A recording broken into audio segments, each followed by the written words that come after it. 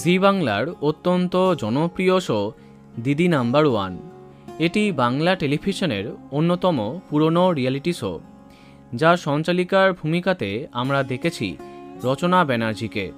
বিকেল 5টায় সম্প্রচার হওয়া এই শো এতটাই জনপ্রিয় যে ওই সময় আর অন্য কোনো কিছু দেখতে পছন্দ করেন না দর্শক। কিন্তু হঠাৎ কিছুটা মন খারাপের খবর দিদি নাম্বার ওয়ান দর্শকদের জন্য। আস্তে আস্তে কোনো কারণ ছাড়াই কমছে এই শোয়ের জনপ্রিয়তা। চলতি বছরে রাজনীতির ময়দানে রচনা ব্যানার্জির যোগদানের পর থেকে তাকে নিয়ে অনেক বিতর্কের সৃষ্টি হয়েছে। যদিও তিনি সেই সব কিছু শান্ত হাতে ম্যানেজ করেছেন।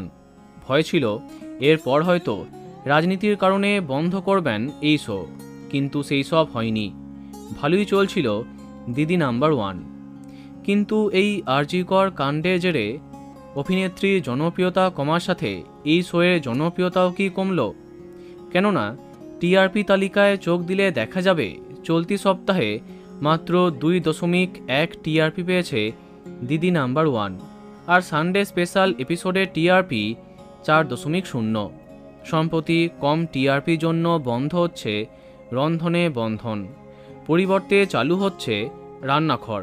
সেই পথেই কি দিদি নাম্বার ওয়ান? এক সদস্য জানান, টেলিভিশনের রেটিং এই রকম বাড়া কমা চলতেই থাকে। এখনও দিদি নাম্বার ওয়ান খুবই জনপ্রিয়। এখনও প্রতিনিয়ত এই শোয়ে আসার জন্য অনেক চিঠি আসে।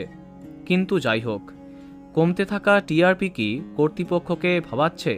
উত্তরটা সময় দেবে।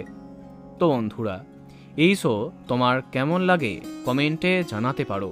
আর এই রকমই আরও অনেক ভিডিও পেতে সাবস্ক্রাইব কারেন্ট পজ। ধন্যবাদ।